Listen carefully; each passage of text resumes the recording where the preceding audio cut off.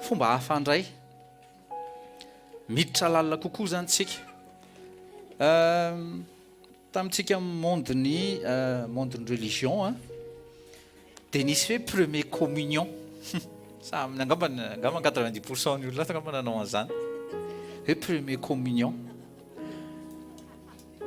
fa le izy tena misy ny premier communion fa tsoatrin'iny le premier communion le voalohany indrindra nandraisanao an Jesosy lasa misy communion misy communication aminao veritsika matetika iny 1 Corinthiens 6:17 jereo vetivetika 1 Corinthiens 6:17 zay miray amin'ny fanahin'Andriamanitra dia fanahy iray aminy zay fanahy miray amin'Andriamanitra zany hoe misy fanahy tsy miray amin'ny fanahin'Andriamanitra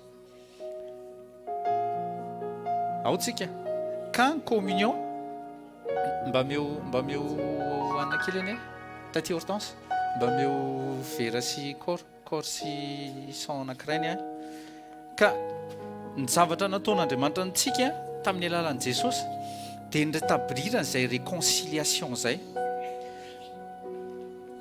avereny hoe réconciliation un corps du Christ sy ny sang du Christ dia réconciliation c'est le prix à payer que Jésus zany nomeny le izy nataony io tsisy mahavita mihitsiny io tsisy afaka hitondra na tiako ohatran'inona ary mivadika za tsy te mihitsy hoe izy moa tsy marary tsony fa hoe ao etiko ary ao ary retiko ny aretinao tsy misy tena kaikinao tsy misy na makany amin'ny hôpitaly indray zay ny professeur sy ny any koa tsy hitany koa zay afaka atao fa ozy aloha ary tapahany rehefa manahirana anao le izy ndao ary kopeny zay ny ainy fa rehefa makany amin'ny Jesosy ianao tena kaikinao ndao makany amin'ny Jesosy rehefa makany amin'ny Jesosy ianao le concessionnaire ny vatanao io tena vitany manao an'le izy hatramboalohany tena impec alléluia ataoko angamba tsika tsiraray avy ato fa efa nisitraka au moins une guérison au moins tena avy amin'ny Jesosy fa tsy hoe nadoripirana dia sitrana aoka tsy fampandainga zany fa tena hoe tena Jesosy mihitsy fantatra hoe tena niasy Jesosy mikitika anao Jesosy dia renao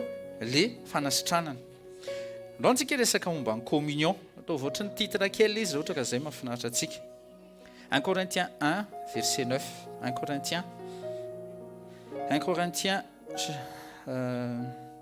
chapitre 1 verset 9 1 Corinthiens 1 verset 9 zao tadidio tsara fa tamin'ny Adama sy Eva nanota dia tapaka ny communication tsy nanana communion tamin'Andriamanitra intsony ny olona voaroaka tany ivelany nefa n'Andriamanitra dia niteny hoe hiaraka foantsika arao tsara tena kaikinao hoe mila se concentrer tsara azotsika aina ao anatin'le corps sang du Christ dia nitady hevitra foan'Andriamanitra nandritra n'izay milliers d'années zay tsy tonga million zany fa milliers hatramin'izay milliers d'années zay dia nitady hevitra foan'Andriamanitra hoe inona zany ny rétablisena an'le communion amin'ny olombelona satria ny olombelona ihany nataon'Andriamanitra araka ny tarehiny sy ny araka ny endriny tsy namboatra ny gorille araka ny endriny sy araka ny tarehiny izy ohatrany koa ny crocodile sy ny requin fa ny olona ihany tena kaikinao ianao à la base tena à la base nataon'Andriamanitra araka ny endriny sy araka ny tarehiny fa noho ny fahotany Adama sy Eva dia lasa nitondra ny endriky ny pécheur tsika lasa nitondra ny endriky Adama tsika i Adama le lehilahy voalohany nanota nitondra ny fahotana tao anatiny dia lasa mpanota daholo izay mivoaka tao aorinany fa noho i Adama farany tsy Adama faharoa na iry Adama faharoa fa i Adama farany Jesosy io Adama farany io le dernier Adam dia naverin'Andriamanitra izay araka ny endriny sy araka ny tarehiny zay tena kaikinao hoe ohatra ny ahoana ny endrik'Andriamanitra sy ohatra ahoana ny tarehin'Andriamanitra Andriamanitra dia fanahy tena kaikinao Andriamanitra dia fanahy tsy maintsy teraka ao amin'ny fanahy zany ianao hoe zay miadorer azy izy dia miadorer azy en esprit en vérité tsy maintsy miverina ao n'esprit, miverina ao ny vérité tsika, ma parole et vérité ozy izy Jesosy, tsy maintsy miverina amin'izay lalan'izay zany tsika. Zay le nitenentsika pendant 2 semaines zay tamin'ny sabotsy sy l'avant samedi hoe tsy maintsy maty ianao. Tsy maintsy maty ianao. Le endrikao, teny indray ny akaikinao, le endrikao sy le tarehinao adamika tsy maintsy maty. Raha tsy maty iny tsy afaka mandray an'le endrika vaovao ianao, le endrika mitsikitsiky, le endrika mifalifaly, le endrika zany tena olona kisitina taloha za grave be olona tena kisitina be mihitsy fa iny efa njoroa mivadika favolombelona hoe tena eo amin'ny volant mba hetoeto ambavaka zany le olona koa ndraindray tena ozy izy ny zanako vavy zay hoe gare ton cœur papa tonga de meno papa gare ton cœur ozy izy de menatra ianao zay zanakao mampianatra anao tena kaikinao raisona de avany amin'ny zanakao aza mana mangina izy tera aza manao an'izany fa raisina izy satria marina iny olona iny tsy ho hitako tsony teny ratsy le olona clignote sina apart de code phare etc aza rara iny aza misofo tsony fa on se la coule. Ok, 1 Corinthiens 9 andrositsika tena kaikinao en avance au nom de Jésus, car Dieu qui vous a appelé à vivre en communion avec son Fils, notre Seigneur Jésus-Christ, est fidèle. Ny tanjon'Andriamanitra de vivre en communion avec son Fils, notre Seigneur Jésus-Christ. Misy communion, miverina le communion. Jereo mivady, rehefa tsy mifankahazo ao an-tokantrano, de misy inona? Vele nytenen'ny pasteur midindra teo, misy rahona kely ry amin'ny coin fandriana ery, misy rahona kely. De misy sasana aty fa mirotsaka be le ranomaso, rotsaka le orana aty. Jerena ny zanaka, tonnerre indray ny any, misy zavatra tsy milamina zay, tena kaikinao misy tsy milamina. Remarquez indrindra zany zay manambady aman-janaka zany akory tsy midika fa tsy concerné anao rehefa tsy manambady aman-janaka fa tsy manambady aman-janaka rehefa en paix nareo mivady fa tena tout marche ary tout est en paix, ohatrany hoe mandeha automatique zany daholo. Dina zany tokony atao mila manana communion. Zay le tena hoe hiala amin'ny tokantrano rainy amin'izay le lehilahy hitambatra amin'ny vatana izy dia ho iray ihany izy roa. Misy communion, tena kaikinao misy communion. Krista sy ny église mila communion plus. Mila communion plus ny Krista sy ny église. Toy izy raha tafasaraka amiko ianareo izy dia tsy mahefa ninona ninona. Misy communion, misy union tediavin'Andriamanitra amiko amiko sy aminao aminy. Tiako izy raha jerentsika verset aveo, tiako izy raha tonga tahaka ny firaisako aminao raha io, ny firaisako amin'izy ireo ihany koa. Fanirian'i Jesosy mihitsy zay zavatra zay. Izy zany tsy tianao copain copine. Tena kaikinao rehefa tsy tonga frère anao rehefa tsy tonga sœur anao, le copine sy copain taloha, tenena adabo ihany marina zany za tsy afaka hiteneny zany raha tsy efa nataoko zany. Zay le tsika zany tsy mahazo mitory zay zavatra tsy hainantsika satria hiverina amintsika iny tahaka ny boomerang iny raha ohatra ka tsy hainao. Fa samy tory an'izany fa za tsy manana namana tsony ary mbola teneniko nareo tsisy namako zany nareo zany zao mety misy mare zany tsy mananamana hony makala hony pasteur non tsy namako tsony nareo fa soit lasa zanako ny sasany soit ny sasany lasa frère, ny sasany lasa sœur. Zay le izy na Jesosy ary ny tena tsy le tena mivoaka ankibony izy Jesosy mitady anao ny sœur anao, frère anao, ny reninao izy todika izy jereo lisandreo izy reo le makatoa reo izy ny frère zay sœurako anga de misy ketana mihitsy ny tratra n'izany zavatra zany fa le izy marina. Fa na aloha tena conseillko ho anareo be namana, rehefa tsy zakanao tonga frère zay sœur tapao les relations fa hiverina ianao. Za tsy miteny mihitsy hoe adabo izy fa toy izy mivavaka fa hiverina ianao. betsaka ny expérience hitako tamin'izany mbola ny insista ihany nidina tany monde nefa ny ianao mbola tsy armé jusqu'au dent maty any ianao maty any ianao indraindray le izy manko sentiment ka le izy any mety zany no hisitona azy andriamanitra manao an'le izy fa tsy ianao rehefa ampiasaina ianao alleloia rehefa tsy ampiasaina ianao mipetra tsara mitombo hery aloha ao tsika Dieu nous a appris à vivre en communion avec son fils misy communion tena hoe misy communion zay mivady rehefa tsy manana communion misy relation ifanaovanay izy tsy manafana ninona za tsy manafana ninina dia mahay mifampitondram-bavaka zay dia mifankahazo zay dia lasa ohatry ny tanareo ozy izy ny olona lasa ohatry mifankahazo sainana be ry zareo au fait tsy hoe mifankahazo sainana fa no za tsy manafana inona izy tsy manafana inona lasa mety zavatra dia ohatr'izay ny zavatra tiany Jesosy hananana amintsika zay ny namezany ianao mifanahy masina teo ndraikinao zay ny antony namezany ianao mifanahy masina asiako fanahy vaovao anatinareo izy izy inona ny antony satria le fanahy taloha efa périmé misy fanahy ny périmé le fanahy adamika zay iny mila zay le tsy maintsy tera-baovao maty Adama tsangany Jesosy tena hoe maty Adama tsangany Jesosy maty Saoly maty Saoly tsangany Paoly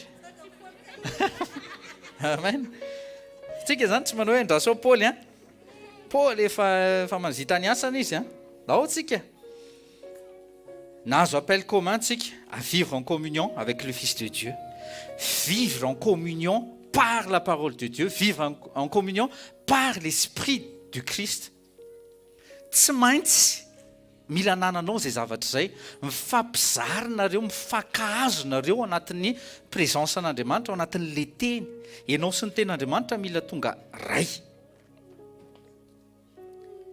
1 Jean 1:3 1 Jean 1:3 épître de Jean première épître de Jean chapitre 1 verset 3 ny fanamasina dia nalefa iretabriran'izay connexion zay amin'ny esprit atsika azotsika ny réconciliation vitan'Andriamanitra ray tamin'ny Jesosy zanany tamin'le sacrifice 1 Jean 1:3 tamin'le sacrifice afahantsika misitraka tena hoe misitraka an'le nouvelle personne en Christ satria raha tsy tonga demeure ny Saint-Esprit tsika dia zavapoana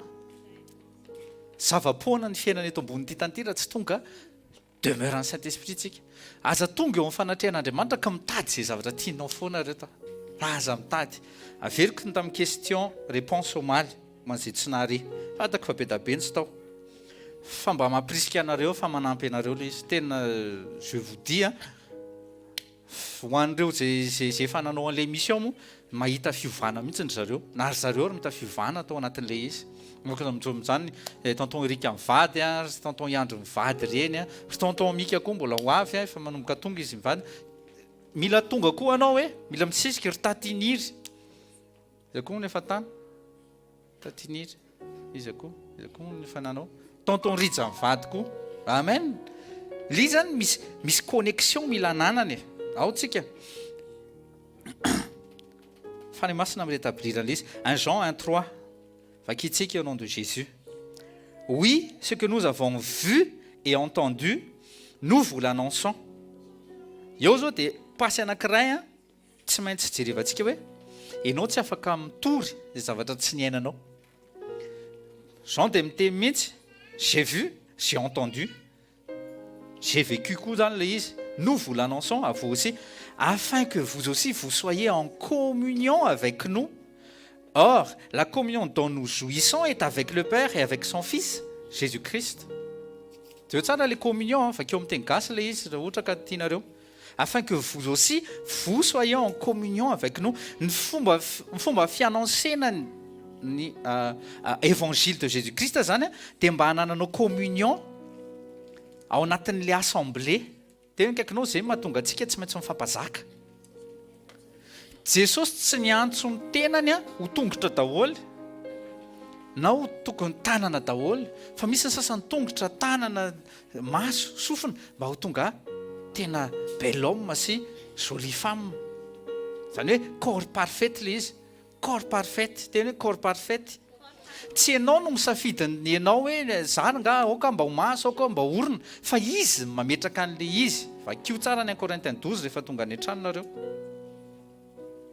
Oui, ce que nous avons entendu, nous vous l'annonçons. Annoncez aloha le tenin'Andriamanitra, annoncez Jesosy, afin que vous aussi vous soyez en communion avec nous. Première chose ataonao zany rehefa mijoro témoignage, rehefa manao témoignage ny Jesosy ianao a, mba hanana an'le olona na ny vadinao na ny zanakao na cousin cousine na tonton tantine hanana ny communion amin'Andriamanitra. Ianao zany ny otrany hoe jereo tsara, ianao zany otrany hoe mpapiditra. Tanareo le hoe misy akamako mba tiatiako ampidirina amin'ny anina, tsy manao zany kristianina. Fa raisiko fotsiny le terme azonareo, ianao zany otrany hoe mpapiditra amin'ny Jesosy. Le fanahin'ny vadinao ohatra dia ampiarahanao hoe ary misy olona tena mety be raha miaraka aminao. Fantatro tsara izy, nefa ny Jesosy io le fantatrao io, tena kaikao Jesosy io. Te apiditra communion, ianao zany te apiditra an'le olona amin'ny Jesosy. Avy eo zareo lasa miaraka. Amen. Zay ny na tonga naotrany io e. Nisy napiditra ianao. Nisy napiditra. Otrany le bandy mpapiditra sy mpapiditra sanora. Ajanony reny a. Allo Jesosy amin'izay no matory ny lehilahy. Allo matory ny lehilahy dia hoentin'i Jesosy hoe raha eva le eva vaovao tsy le eva adamika koa fa iny koa fa mila maty koa. Afin que vous aussi vous soyez en communion avec nous. Or la communion dont nous jouissons, mijoira an'le communion zany a ny apôstôly. Tsara communier amin'Andriamanitra. Tiako zay ty ary zay fatra-pitady dia hita jereo hoe mila communication, mila communion, mila union, mifankaty. Hitanareo mpivady zao rehefa mifankahita moment anankiray mifankaty, mifampitory fitiavana. Andriamanitra koa te hitory fitiavana aminao manokana izy. Tiany mihitsy n'izay mitory fitiavana zay, fitiavana mandrakizay mbola tsy nahita mihitsy atao anaty baiboly ka promessin'Andriamanitra hoe tena alako ianao, alako mandrakizay. Fa fitiavana foana ny tenenao, tiako mandrakizay ianao, verena amin'ny lalana, verena amin'ny toerana, dia ho tiaviko indray ianao, verina indray. Fa mila misaraka tsika amin'ilay fijangajangana, mila misaraka tsika amin'ilay idôle. Le idôle fa tsy voatery or na argent, tsy voatery kakazo, fa mety olona le izy, mety zavatra le izy fa mila misaraka amin'iny ianao dia mila miray amin'Andriamanitra. Tena kaikinao kapo izy, verena fitiavana voalohany, verena fitiavana voalohany. Nous communions. Or la communion dont nous jouissons est avec le Père et avec son Fils Jésus-Christ. Efa hatramin'ny voalohany mihitsy Andriamanitra nanana an'izay programme zay hoe ho averiko ny communionko amin'ny olona. Dia tamin'ny alalan'i Jesosy naverina izay communion zay. Fa alohan'ny isin'le communion tsy tonga dia vita fotsiny. Fa tsy maintsy misy resaka aloha. Tena kaikinao misy resaka. Misy sakrifisy atao zany ao. Mifampiboraka hoe inona ny tsy tiako. Andriamanitra koa ny teny hoe izao ny tsy tiako hoe mialamy ty fahotany ty. Iny le manao réconciliation indray. Misy mpivady zao miady ohatra, eno tsara. Misy mpivady miady zao ohatra, dia sambatra ny mpampiavana fa izy no antsoina hoe zanak'Andriamanitra. Dia ianao zany no naman'ireo mpivady ireo. Dia sady namanao raha lehilahy, namanao raha vehivavy, dia ianao zany le mpampiavana. Ao tsika. Dia miresaka any amin'ilay vehivavy ianao, mandrafo hoe mamelany elika, resaka any amin'ny lehilahy anao, izy anie mila tianao hoe mila mitoro fitiavana ianao. Inona ny ataonao amin'izay? Manao réconciliation. Tena kaikinao manao réconciliation. Jesosy ny nidina tetỳ ambony tany dia hiréconcilier anao sy Andriamanitra. Ao tsika, ao tsara, ao tsika. Dia avy eo miala amin'izay le olona nanao réconciliation fa atao mihaona le niady taloha. Zany fitiavan'i Jesosy tamintsika zany. Nomeny ty mofo ty, le vatany, ty ny vatako natolotro. Tsisy afaka maka zaho izy tsisy afaka maka ny haiko, fa zaho manolotra ny haiko, fa ty le izy. Zay le corps. Iny le nikapohana izy, ny diakapoka taminy, ny daroana izy. J'ai donné mon dos izy à ceux qui m'ont frappé. Firy moa Ésaïe 50 verset 6 raisin note base ny guérison dan j'ai donné mon dos à ceux qui me frappaient. Je n'ai pas caché aux izy mes joues à ceux qui m'arrachaient la barbe. Zany ny zavatra niaran'i Jesosy zany nisy barbu zany Jesosy fa tonga dia nongotany zalamaina. Any amin'ny psaume 22:20 any izy tena méconnaissable mihitsy Jesosy satria tena mipotehana mihitsy izy mba hahatonga anao salama ohatran'izao. Alléluia. Akipio masinao aloha akipio masinao dia za tsy miteny hoe imageo zay zavatra niainan'i Jesosy zay akipio masinao fa hisaory fotsiny izy fa tsy maintsy niatra an'izay Jesosy.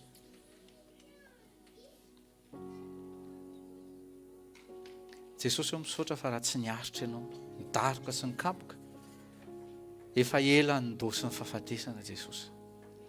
Aretina maro ny efa nanafika Jesosy hatrany tapindoka hatrany am-paladia fa tsy noho ny finoko ny teninao nanasitrana fotsiny fa ianao mihitsy ny tena tia dia nisitranao.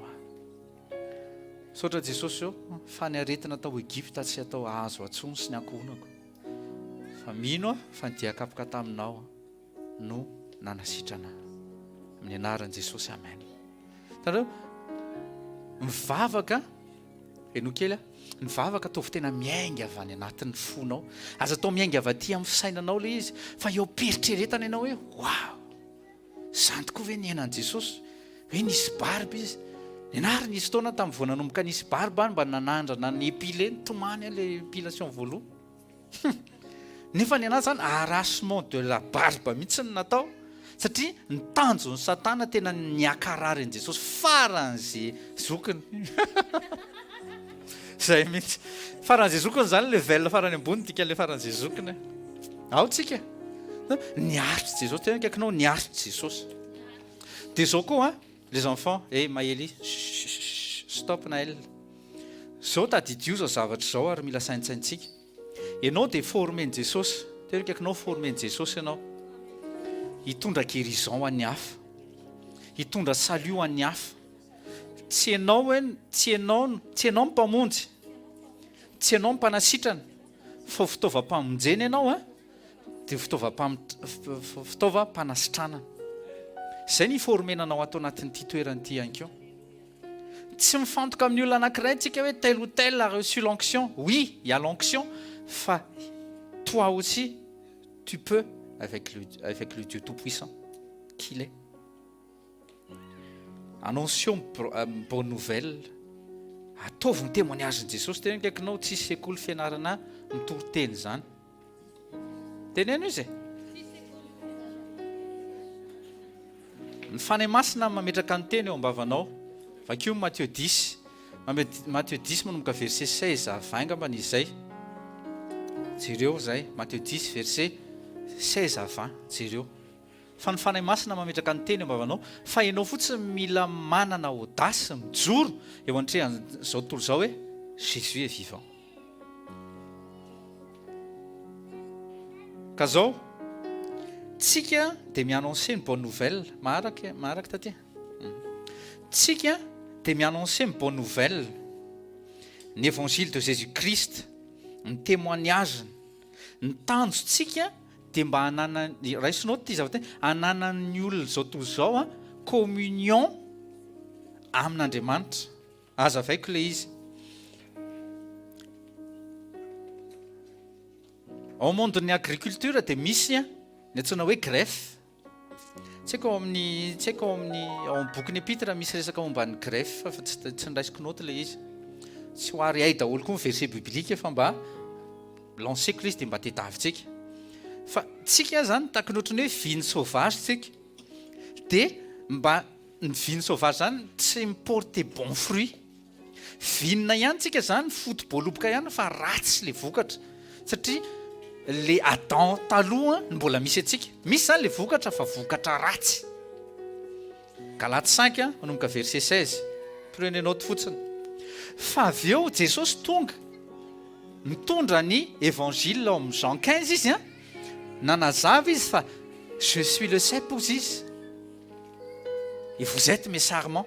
inona ny tanjony ay any bokyny romana misy an'le greffe zay efa mba teneniko aloha zay le boky dia mba efa niaina boky be da be zay vakina aloha fa nalaina ianao a dia ny antena amin'le bon vine amin'le bon cep antena zany greffena dikan'izany efa mahafantatra momba ny greffe angamitsika misy ny voasary greffy Madagasikara kosa tena mbola izy mbola tsy nahafantatra an'izany ndray aloha mba atsangano kely aloha ny tanana aloha ampisehoana sary fa mampalahelo be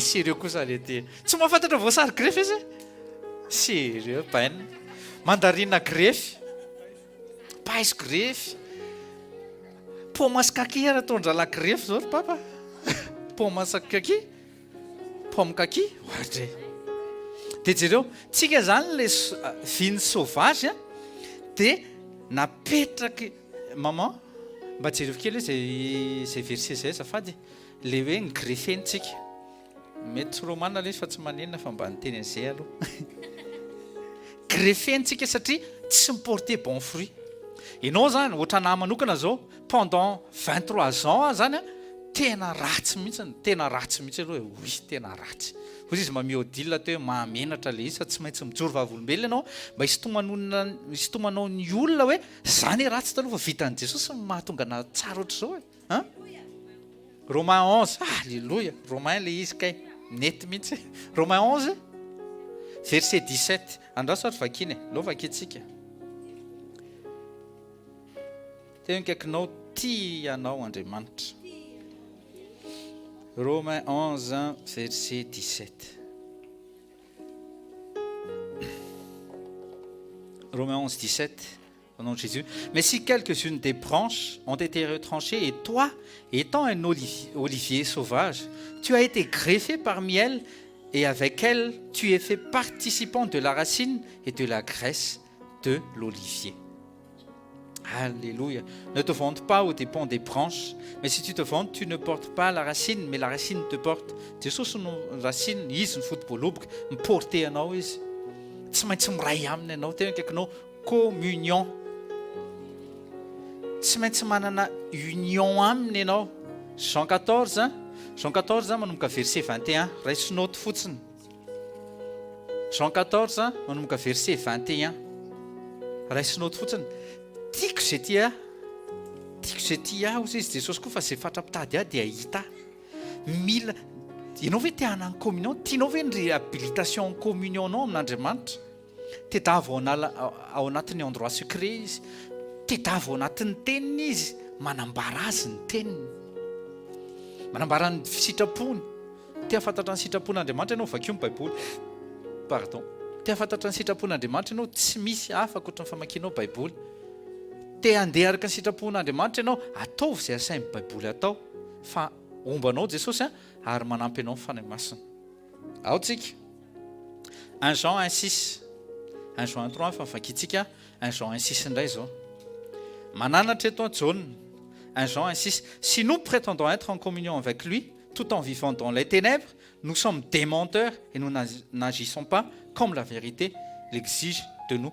La vérité l'exige de nous, la parole de Dieu. Si nous prétendons être en communion avec lui, tout en vivant dans les ténèbres, il y a les hypocrisies, il y a les hypocrites, les ouls. Tena kaikinao mety mbola kahako le izy hoe mety mbola kahanao fa possible ny zavatra rehetra fa mila manolo tena ny Jesosy zany tsika hoe ok aoka ho faty amin'izay le ancien Tomi dia aoka hivelona amin'izay le nouveau Tomi raisiko moa zany le izy raisiko kahako le izy ary aza manamary tena mihitsy ao anatren'Andriamanitra hoe za efa zao za ohatr' zao za efa mandroso be tsisy marina izy rehetra ozy izy tsisy marina izy rehetra dikan'izay mila ny Jesosy ianao isan'andro tena kaikinao isan'andro ianao mila ny Jesosy aza mieritreritra ny tenanao mavita tena zany aza mieritreritra ny tenanao hoe raha tsy eo azy mifo azy ianao 2h50 fa tena milanao zany le ilainao le lesonao aza mieritreritra mihitsy hoe ianao mahatonga an'le izy folany ianao mba ho tonga malefaka amen entitra loatra ianao tsinona si nous prétendons être en communion avec lui tout en vivant dans les ténèbres nous sommes des menteurs ary menteur alan'ny Jesosy be zany hypocrisie double face aza mandainga ao anatrehan'i Jesosy tsika fa ny tonga dia mibeba fotsiny mandolia dia ataovy izay tokony atao tsy amin'ny alalan'ny fanaovana sakrifisy na fanaovana offrande fa amin'ny alalan'ny fibebahana marina. En Jean 1:5-9 misy an'izay koa. Être en communion avec Dieu zany dia fandraisana ny lumière, fandraisana ny fahazavana, fandehanana ao anatin'ny fahazavana ihany koa, fandehanana miaraka amin'ny fanahy masina. Satria zao tadidio fa ianao dia tsy mandeha rery zany intsony, tena kaikinao tsy tompon'ny tenanao intsony ianao. 1 Corinthiens 6 verset 18-19 milaza zany, tsy tompon'ny tenantsika intsony tsika. Reo vao manomboka tera-baovao zany tsika dia tsy tompon'ny tenantsika intsony. Reo vao tsy tera-baovao tsika dia tadidio fa mbola anao ianao. Reo vao mbola anao fa dia sous la domination du diable. Tanareo zay misy fomba fiteny zay izy amin'ny teny frantsay sao dia misy matadity hoe ohatrany hoe l'homme livré à lui-même.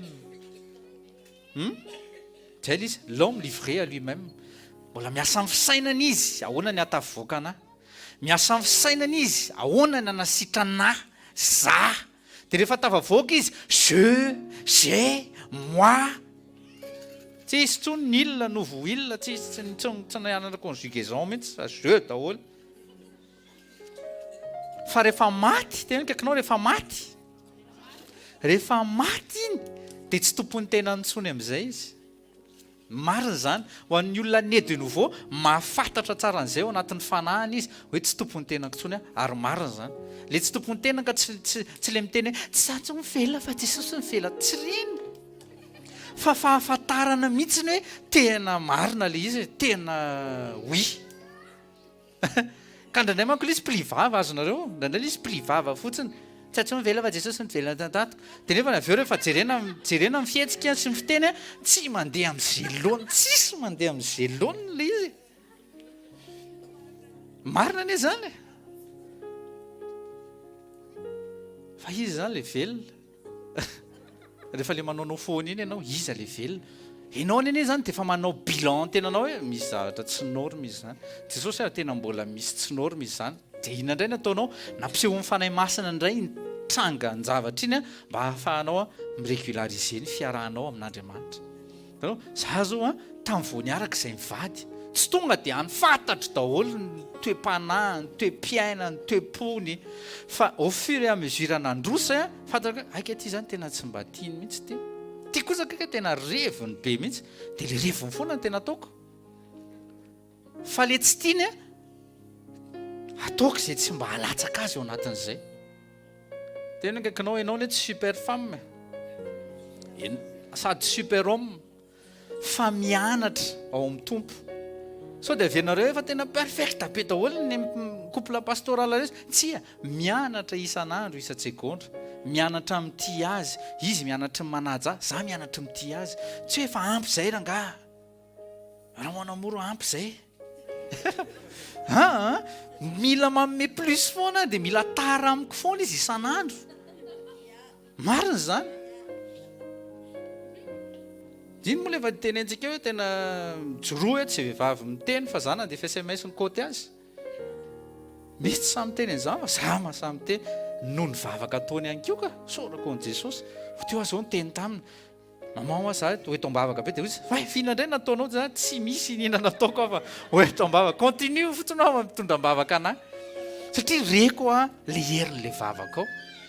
Dia isan'andro dia mifampiteny je t'aime foana, atao izay tsy idiran'le hoe je te déteste, je te hais ao anatin'le firesakareo mivady. Amen.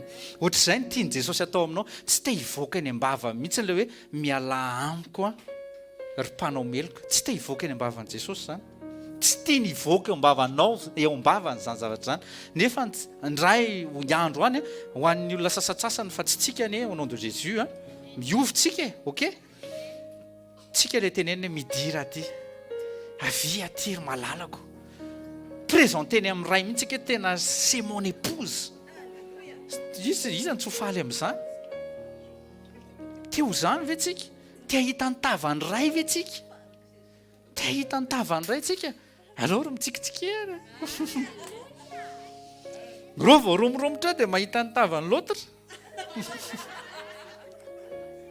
izy eny satana anie ka tezitra mandrakizay sosotra mandrakizay kizitina mandrakizay dondina mandrakizay tsy mahay faly tsonitsony satria niala tao amin'ny fanahin'Andriamanitra tsisy fiainana mihitsy ihany tsy misy fiainana tandremy ianao tena kaikinao mitandremy ianao tandremy ny fiainam-panahinao 2 Jean 1:9 verset biblique zay omenantsika aloha entre parenthèse tsy natao le izy ameno atodo fa natao iainana sakafom-panahy ny verset biblique tena kaikinao sakafoko misy hira zay hoe c'est l'air que je respire ataovy tena mihitsy hoe tena mefavorianao dia ny tenin'Andriamanitra ataovy tsy mahazo aina ianao raha tsy mihinana tenin'Andriamanitra ohatran'izany ny vavaka be tabe fa anisany repas favorian'ny fanahinao tokony tenin'Andriamanitra 2 Jean 1:9 celui qui ne reste pas attaché à l'enseignement qui concerne le Christ mais s'en écarte n'a pas de communion avec Dieu. Celui qui reste attaché à cet enseignement est uni au Père comme au Fils. Ty John ty rehefa manaraka rehefa mamaky ny tantarany ianao dia izy moa ny tenenin'ny olona foana hoe apôtre de l'amour. Apôtre ny fitiavana daholo fa John nasehon'Andriamanitra bebe kokoa ilay fitiavana. Ataoko ohatran'ny hoe talent na don men'Andriamanitra azy zay naneho n'Andriamanitra ny fitiavany. 2 Jean 1:9 2 Jean 1:9 celui qui ne reste pas attaché à l'enseignement qui concerne le Christ mais s'en écarte mila mirattaché mila se rattaché mila manana communion amin'ny tenin'Andriamanitra ianao.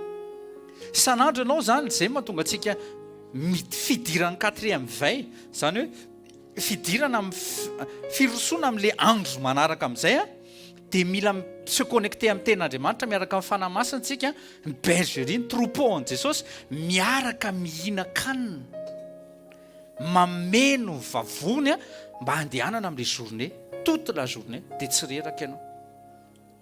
Tena kaikinao ianao zany tsy le mitady sakafo rery hoe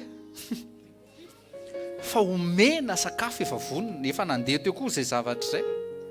Le zany sakafo efa vonona nomeny Jesosy antsika mihinana sisy tsika aza miavona sakafo tsony re manaraka aza miavona za tena olona sarotiny ahako rehefa mbola resaka sakafo nresahako eto hoe ohatra hoe izy menadary eo ro vao miteny an'ilay hoe j'aime pas tena eo tena miakatra be mihitsiny satria zany ny ainana zany hoe tsy nihinana zany ny ainako ilay izy dia teneniko ry zareo tsy fampitahorana zany isa ny ainana zany hoe nisy fotoana tsy nihinana zany zay sy papa dia niteneniko hoe Joshua Estera mitandrema tsara mity resaka fitenena hoe j'aime pas fa za efa nisy fotoana tsy nihinan-kanina hoe nanao jeûne et prière fa tsy nihinana satria tsy nisy sakafo. Anaro ny zanakitsika fa aza mitsitsy mihitsy ny amin'ny resaka zaza teneno tsara mihitsy misy fotoana tena tsy maintsy hitanareo ilay pubany Burger King mange milay mihitsy mipuby iny tiako mihitsy forceny mange satria misy fotoana ny ankizy manao an'izay fa miaina be ao anatin'ny confort dia hoe moi je veux satria miditra ao anatin'ny supermarché ianao karazana biscuit 4 rayons biscuit enrobé de chocolat tsy haiko hoe na misy chocolat ivela misy chocolat ao anatiny mbola asiana coco indray dia asiana chocolat fotsiny indray misy isan-karazany dia avy eo amin'izay le j'aime pas aza manao an'izany amin'ny tenin'Andriamanitra aza manao an'izany koa amin'ny sakafo fa sitrao ny zavatra rehetra avy amin'Andriamanitra fa mahatsara anao matoa le izy azo hoe aza miavinavina sakafo zany fa mahasoa anao le izy tena kaikinao mahasoa anao le izy. Celui qui ne reste pas attaché à l'enseignement qui concerne le Christ mais s'en écarte n'a pas de communion avec Dieu. Strict be mihitsy ny fomba fitenin'ny fanahy masina. Celui qui reste attaché à cet enseignement est uni au Père. Rehefa vao miaraka amin'ny tenin'Andriamanitra foana zany ianao sady mirattaché amin'Andriamanitra foana mirattaché amin'ny tenin'Andriamanitra dia rattaché ho azy amin'Andriamanitra. satria tian'Andriamanitra mihitsy anao rehefa manaja ny teniny. Zay le Jean 14 verset 21 23 saika mivakianareo teo, tsy mivakiantsika teto ilay izy fa anjaranao. Alao vakiana ary fa ohatra misy tsy mandray noty any manko na fa tsy manenina ilay izy fa vakiantsika. Jean 14 manomboka verset 21 23. 21 de 23 zafady. Naran'i Jesosy, celui qui a mes commandements et qui les garde, c'est celui-là qui m'aime. Celui qui ne m'aime pas, celui qui m'aime sera aimé de mon Père, et je l'aimerai et je me manifesterai à lui. 23. Jésus répondit et dit, Jean 14, 21, Jean 14, 23, si un homme m'aime, il gardera mes paroles et mon Père l'aimera. Zay olona tia ny ten'Andriamanitra ny tia ny ray. Te ho tia ny dady ianao, tiavo ny teniny. Et nous viendrons à lui et ferons notre demeure chez lui. Celui qui ne m'aime pas ne garde pas mes propos. La parole que vous entendez n'est pas la mienne, mais celle du Père qui m'a envoyé. Rehefa mandany tenin'Andriamanitra ianao dia mandany Père, mandany fitiavana. Tsy te hicommunier aminy, tsy te hanana communion aminy. Fa eo amin'ny latabatry ny tompo averin'i Jesosy izay zavatra izay. Dia rattaché vaovao anao, greffé anao amin'ny alalan'ny nofony sy amin'ny alalan'ny rany, dia aza tapahana intsony izay zavatra izay. Tohizo isan'andro. Tsika zany tsy maintsy obligé misattaché amin'ny tenin'Andriamanitra foana. Izay voalaza ao anatin'ny Baiboly voalohany indrindra. Aza mi se concentrer amin'ny zavatra secondaire. Iny zavatra nazavaiko tamin'ny izy termenadame préparé ny baptême teo hoe ny resaka œuvre sociale zany tsy œuvre première de Dieu zany resaka œuvre sociale zany hoe bonne action fanampiana zany ao anatin'ny corps du Christ zany fa ny voalohany indrindra ianao tonga zanak'Andriamanitra ary faharoa ianao tonga mpanompon'Andriamanitra. Somary averiko kely le izy. Ny fanananao raisonao ty azafady fa ilainao ty rehefa mitémoigner ianao. Ny fanananao ny fanahan'Andriamanitra c'est voalaza ao amin'ny Jean 1 verset 12-13. Ny fanananao manao dicté kely mihitsy tsika. Ny fanananao ny fanahan'Andriamanitra le mahatonga anao ho zanak'Andriamanitra ao amin'ny Jean 1 verset 12-13 dia mahatonga anao ho mpandova an'Andriamanitra sy prailova ny Kristy zay fotsiny. Romains 8 verset manomboka verset 14 à 16. Romains 8 manomboka verset 14 à 16. Tatiniry.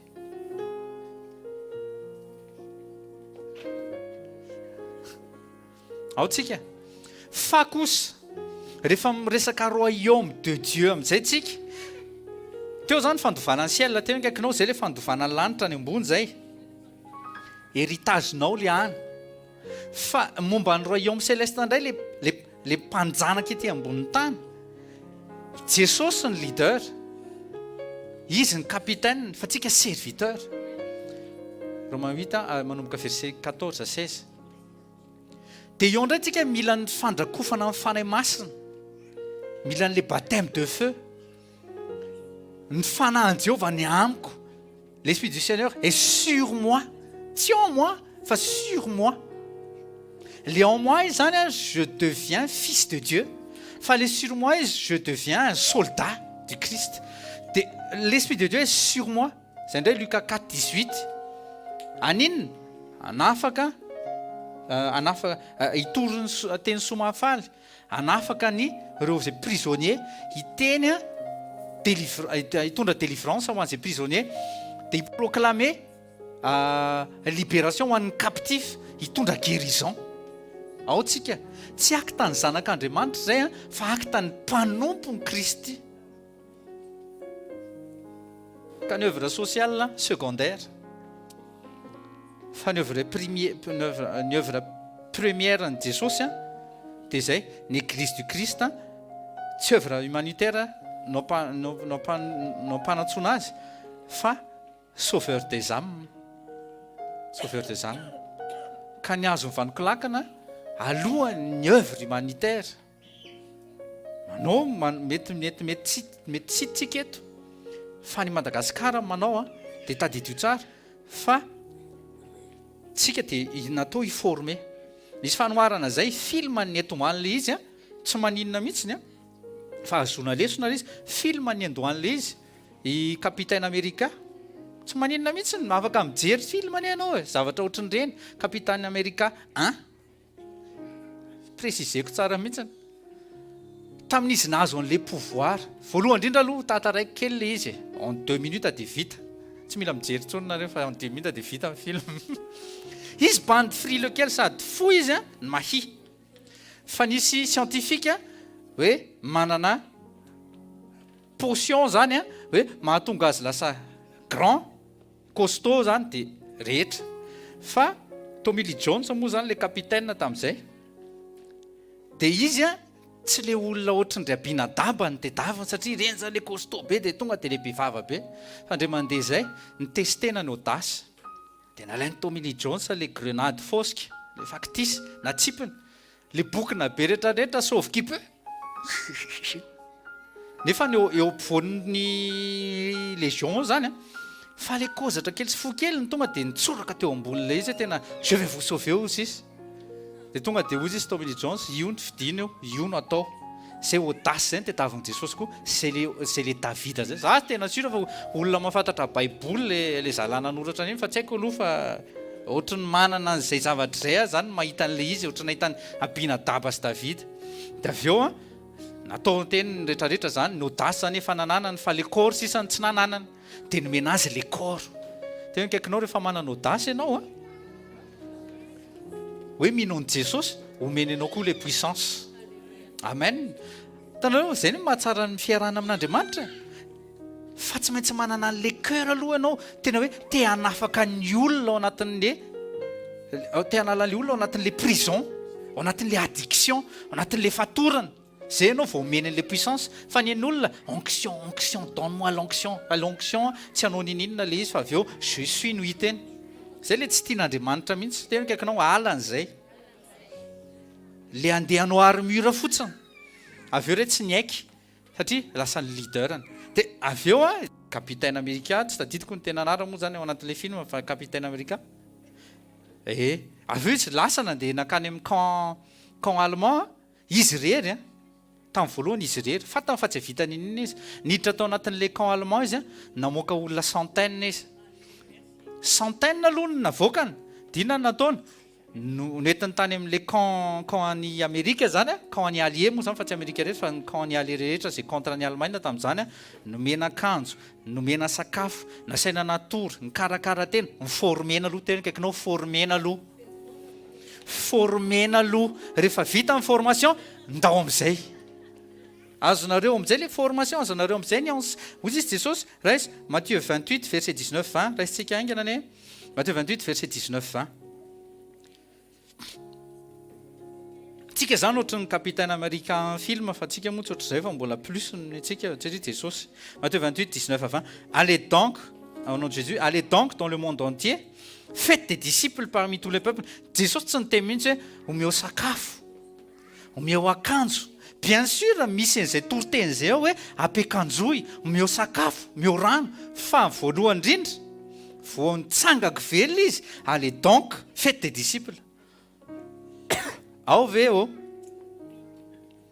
tsy ny œuvre sociale mihitsy isotomanao ny olona hoe ameno ny fiangonanao fa raha zay a misy mbola mahaino zay any ary jetlisa ny anarana marina zany ka ny ilay Madagasikara tsy hoe mila injection na 100 millions de dollars fa naharotsaka na 1 milliard de dollars par mois mahantra foana Madagasikara tena sako mitenareo an'izany satria tsy resaka fahantrana économique ilay izy fa fahantrana spirituel mila miverina ao amin'Andriamanitra aloha ny olona gasy zay nijorotsika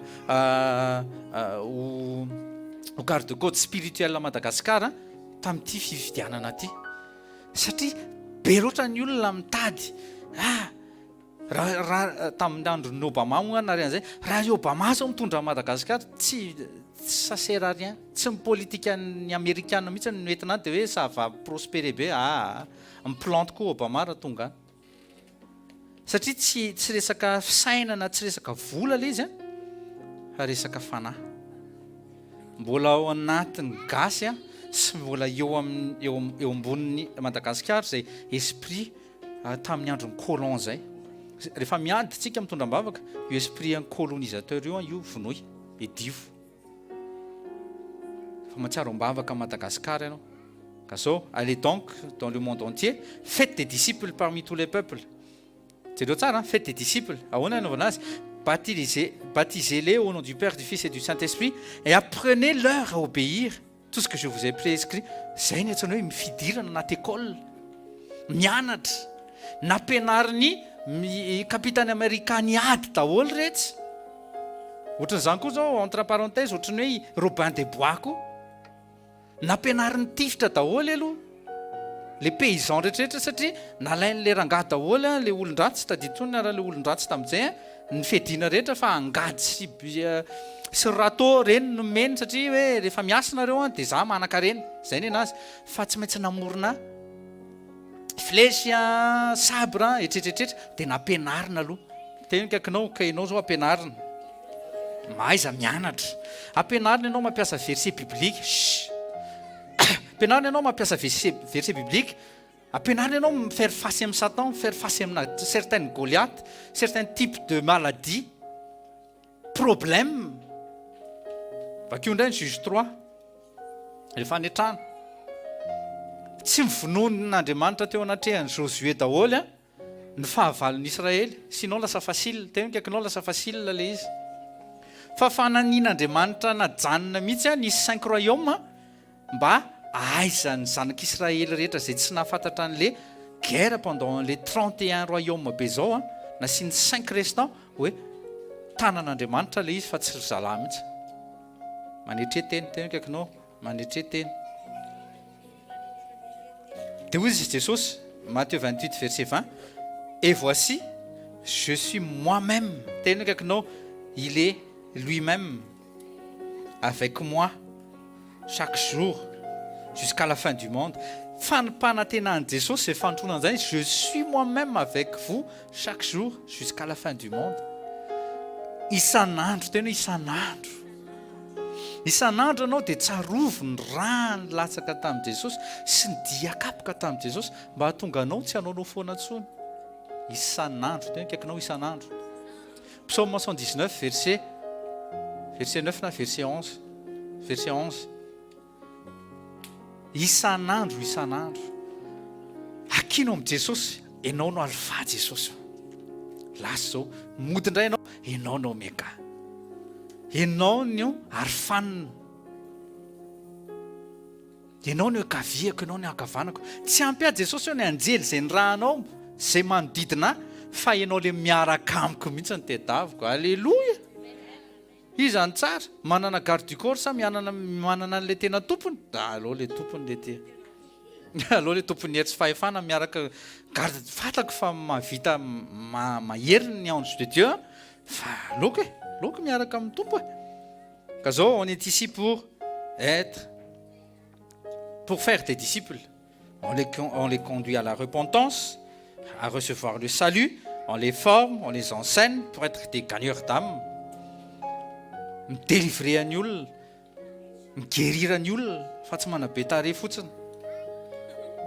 Tsika zany tsy le fiangonana fanabeazana tare, miaraka fotsiny misassemble dia manao sakafo popoty amin'ny farany. Formeny ianao, ajoro ianao, foazina mihitsy le homme intérieur ao anatinao. Maraka ve taty? Foazina le olona ao anatinao, anananao an'izay audace zay. Zany ary film, zany ary film. Maika fa ny tena izy, tena kaikinao ianao le tena izy rangahy. Ianao le izy ramatoa. Jean 17 verset 21 à 23. Jean 17 verset 21 à 23. Nivavaka Jesosy. Nivavaka Jesosy. Ary zao ny assurance anantsika rehefa mivavaka Jesosy dia mamaly dadany. Jean 17 verset 21 à 23. Amin'ny anaran'i Jesosy, vavaka Jesosy ty no raisin'ny Jona tsoratra. Nom de Jésus, je te demande qu'ils soient tous un, comme toi, Père, tu es en moi, et comme moi, je suis en toi, qu'ils soient un en nous pour que le monde croie que c'est toi qui m'as envoyé. 22. Je leur ai donné la gloire que tu m'as donnée afin qu'ils soient un, comme toi et moi, nous sommes un. En 3, moi en eux et toi en moi. Qu'ils soient parfaitement sur l'union, un, et qu'ainsi le monde puisse reconnaître que c'est toi qui m'as envoyé et que tu les aimes comme tu m'aimes. Iray amin'ny tompo. Asan'Andriamanitra io fa tsy asanao. Tena kaikanao izy manao azy. Il faut bien comprendre cette phrase, qu'ils soient tous un, izy manao azy, tous un en Jésus-Christ, conduite par le seul esprit de Christ. Fa tsy hoe dans une même bergerie daholo dia hoe mikambakambana zany, tsy association zany nitetavin'i Jesosy. Tsy association, il ne veut pas associer, fa il veut que nous soyons un. Tsy association, un. Fona quoi. Jean 10, verset 16. Jean 10, verset 16. J'ai encore d'autres brebis qui ne sont pas de cette bergerie. Celles-là, il faut que je les amène. Elles entendront ma voix. Il y aura un seul troupeau, un seul berger. Izy le seul berger. Les troupeaux, c'est miaraka hoentiny, miaraka ho any an-danitra. Ka tsy asanao io, aza miasa saina amin'izany ianao hoe ampirainy fiangonana rehetra, mbola œuvre œcuménisme zay. Mbola catholicisme grave be ao ambadik'izay. Tsy asanao zany. Tsy asanao zany zavatra zany. Tena kaikanao tsy anahy zany. Mitoera raha tanana ianao dia mitoera amin'ny tananao, mitoetra ho tanana. Ao amin'ny groupe de louange ianao mitoetra ao amin'izay. Aza mitady gauche droite, ao anatin'ny groupe technique mitoera aloha anatin'izay. Fa aza mitetateta sady hitany amin'ny teknika, io koa mandraiky micro mihira, io koa fa manasa trano, io mbola mampiditra entana indray, io ndray mbola manao chauffeur, misy azy daholo rehetrarehetra, lasa ianao ny Jesosy hita eo. Mitoera, tena kaikanao mitoerana ray. Tsy napetraka Andriamanitra amin'ny olona ray daholo akory ministère, fa tsika miara-miasa mahatonga ny bergerie, mahatonga ny troupeau an'Andriamanitra en bonne santé. Miara-miasa ny bergère, miara-miasa ny berger. Za zao raha en tant que berger an'ity assemblée ity, dia fatako tsara mihitsy fa tsy hoe za rery akory ny manana bergerie. Misy bergerie amina million eran-tany. Misy. Ary ny église dia composé en différents membres, ohatran'ny corps humain. Fa zao, ny tanjon'Andriamanitra dia ho tonga ray. Verset 21, comme toi, Père, tu es en moi, comme moi je suis en toi, qu'ils soient un en nous, en eux zany, en nous. Amin'ny teny gasy izy mba misy jerevy kely zay azafady, mba misy mamaky kely eo le verset 21 amin'ny teny gasy. Mba ho iray ihany izy rehetra. Comme tahaka anao ray ato amiko, zaho koa aminao, ho ao amintsika koa izy. Amen. Mila manana communion amin'Andriamanitra ianao. Amen. Communion, mila manana union ianao. Tadidinareo tsara maranantsika azy le parabole ny éponge sy rano. Éponge sy rano. Maka vilia ianao, asivo rano kely ao. Atsipa zao l'éponge fa midisparaître le rano. Nakay zara, lasa un l'éponge sy le rano. Zany hoe l'éponge lasa tao anaty rano, fa le rano koa lasa tao anatin'le éponge. Ny tenin'Andriamanitra rehefa latsaka tia ny iray aminao sy za. Tsy hitantsony le teny apara ao anaty baiboly ery ondanana ery ao anatina bahut.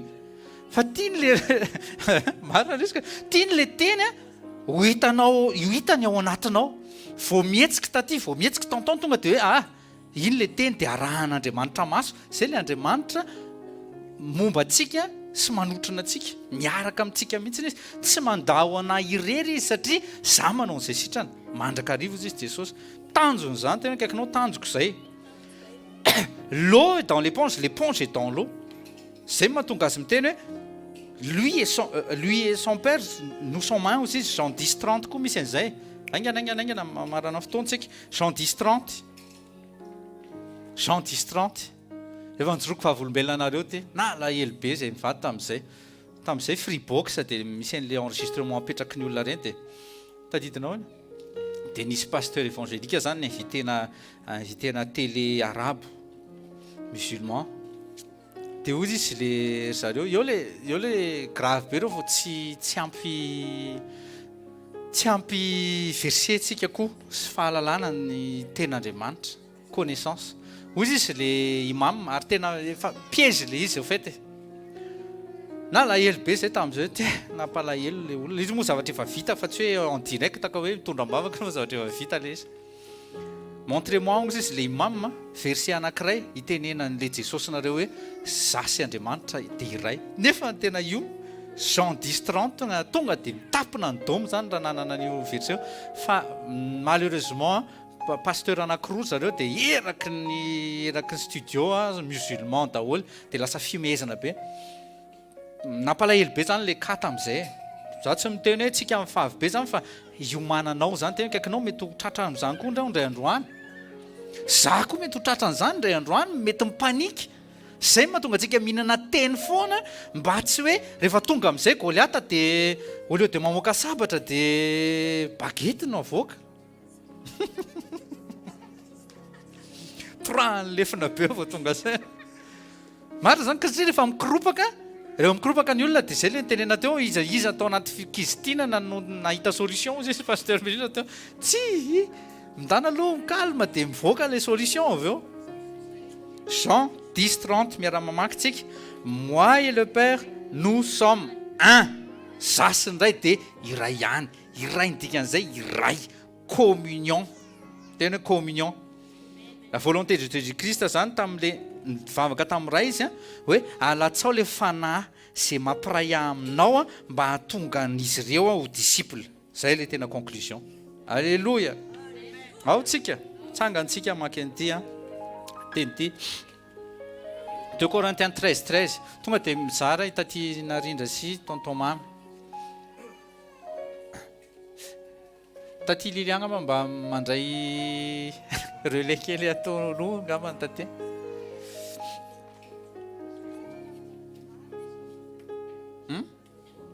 zoka 2 Corinthiens 13:13 sady miomantsika les enfants à vos places am'izay 2 Corinthiens 13:13 et nous tsara que la grâce du Seigneur Jésus-Christ sady fitsofan-drano ty l'amour de Dieu et la communion du Saint-Esprit soit avec vous tous au nom de Jésus amen la grâce du Seigneur Jésus-Christ l'amour de Dieu la communion du Saint-Esprit soit avec vous tous amen hatramin'ny enoka dia nitady an'io communion io Andriamanitra fa tamin'ny alalan'i Jesosy dia voaveriny zay zavatra zay mandrapizara dia zao amin'ny alalan'ity sainte ity no tsara concentrez-vous amin'ny alalan'ity sainte ity dia rétablissen'i Jesosy ny communication zay coupé tamin'ny alalan'le péché ao tsika vonina tsara Genèse 5:24 raisinao tsara fotsiny Genèse 5:24 dia nisy an'izao témoignage zao Enoch vécut en communion avec Dieu puis il a disparu car Dieu le prit auprès de lui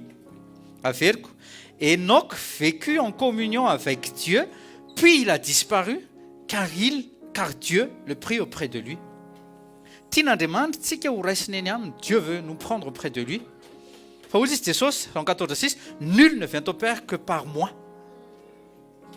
nul ne vient au Père que par moi le corps et le sang de Jésus-Christ me présentaient un Jesosy sy ny œuvre salvatrice vitany teo Calvary izy maty sy nitsangako velona Dieu prie auprès de lui zay ny tanjon'i Jesosy zay ny tanjon'Andriamanitra nandefasana an'i Jesosy tiany ianao ho alaina taky nangalana ny enoka tena kaikinao tiany ianao ho taky ny enoka averiko Genèse 5:24 Enoch vécut en communion avec Dieu Enoch avait une communication, une communion avec Dieu.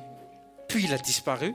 Il est allé où Dieu le prit auprès de lui. Vous dites c'est ça, Jean 14, verset 1-3. Mandrapy vita, toy izy kany le izy.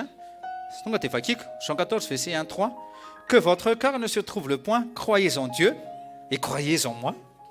Il y a plusieurs demeures dans la maison de mon père. C'est l'héritage d'un bonzai. Si cela n'était pas, je vous l'aurais dit, je vais vous préparer une place. Et lorsque je m'en serai allé et que je vous aurai préparé une place, je reviendrai et je vous prendrai avec moi afin que là où je suis, vous y soyez aussi. C'est le raisindrantsika ho tonga any aminy. Any amin'izay toerana misy aho izy no misy an'izy ireo ihany koa. Jean 14 vakeo any an-trano, Jean 17 vakeo any an-trano, volonté divine. Aza miandriandry ny naza zany hitondranao mivoaka ny atmosfera dia avy eo tsy maintsy miveriny etany satria lany ny essence. Tsy essence moa ny anaran'ny endritra fa kérosène. Ka tu peux payer des milliards manotro zao millions de dollars manotro zao ny tiany tany dia tsy maintsy miveriny etany. Andeha ho aiza? Andeha ho aiza? SpaceX ny Elon Musk reny dia ho aiza ny fusée-ny? Mety afaka miala ny orbite fa tsy maintsy miretourner ici satria condamné tena kaikinao condamné ny zavatry ny tany ho potika sy levina. Marina zany ao anaty baiboly zany, ny tany sy ny lanitra ho potika fa ny teniko tsy ho levina mandrakizay. Izay manana ny tenin'Andriamanitra nefa dia tian'Andriamanitra. Amen. Toizo kely farany ty parabola kely efa anekdoty kely ny ainanay. Nisy kosinina amin'ny vadiko izay, Maeva zay ny anarany ao ambadika eo sura. Dia namangy azy zany izay, namangy azy izay indray mandeha dia ny vadiny zany misy ngivina be hoe moi je suis athée. Moi je suis athée hozy izy. Dia rehefa nandeha nanao visitany zany izay dia mbola mizara momba ny foi en Krista foana dia mbola nisopposé izy dia hoe tsy renareo tamin'izay nazany nanao zavatra izy tsy renareo nga izy fa lana zao izy vient de trouver une planète on peut aller vivre. Dia tonga dia tezitra be mivadiny tsy nila hoe zay en tant que pasteur namaly fa le vadiny tezitra ina ary ny zavatra nyteneniny. Ianao ro izy tsy mahavita ampehibia anay makany anay telo mianaka makany Madagasikara akory. Ireo efa endrena tonga dia nitapina ny dôma. Ianao izy tsy mahavita paye billet anay makany Madagasikara pour ahoana ny payenao anay billet amina million amina za tonga dia nitapina ny dôma. Kaikinao mila mangatafa endrena tsy mila argument be da be zany fa tonga dia nangina mivava. Maro zany ilaina ny teny fahendrena ohatran'ireny mampisaintsaina zany e. Amen. Taontsika hivavaka. Jesosy dia naka nofo ary nofo dia nidaroana, nitondra ny eloka, nitondra ny kapoka, nitondra ny faratsy toetra tao anatin'ny amina, tao anatin'le nofo, nitondra n'le faratsy panahy, tondra n'le malédiction adamique. Raiso ny tenan'i Jesosy le corps du Christ. Dia keo fa Jesosy nipanasitrana anao dia raiso ny anjara fanasitrananao de la tête aux pieds. Raiso ny anjaranao au nom de Jésus. Jesosy lovako ny fanasitrana sy efa voadaroko ianao. Tsy misy zavatra alohako tsony fa efa voalohanao Jesosy. Ninona fanaintainana mijanona zao ankehitriny zao au nom de Jésus. Ninona aretina miala au nom de Jésus. Tout esprit d'infirmité sort et ne revient plus dans le nom de Jésus-Christ. La guérison divine prend possession de mon corps dans le nom de Jésus. Je suis le temple du Saint-Esprit et non plus le temple des maladies. Ny raha ny Jesosy koa dia alliance nouvelle, meilleure alliance. Tena kaikinao meilleure alliance. Tia ny mamafany helokontsika, tia ny mamafany helokontsika ito raha ito. Atsiarovantsika androany fa voafafany helokontsika dia mandeha tsika tsy hanoty intsony. Raiso ary sotroy ny kapoaka izay nanaovan'Andriamanitra réconciliation tamintsika raiso amin'ny anara-maheran'i Jesosy dia sotroy au nom de Jésus. Amen.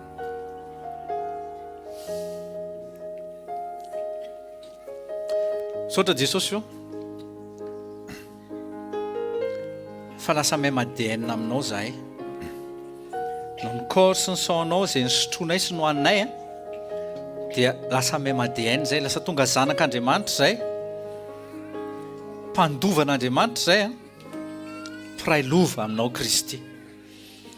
Ester, Jesosy io misaotra anao zay ny amin'ity assemblée ty, misaotra ny amin'ny fitiavanao mahery Jesosy io, anao voninahitra mandrakizay raha io amin'ny anara-maheran'i Jesosy. Amen. Fahasoavan'Andriamanitra matozo aho, fahasoavan'Andriamanitra matozo anareo. Amen. Tenenina eo akaikinao ka tsy ho izy tazomo eny akanjonao tsy haloto tsony, ary ny lohanao tsy irate menaka. Au nom de Jésus, va en paix. Peace. Bisous.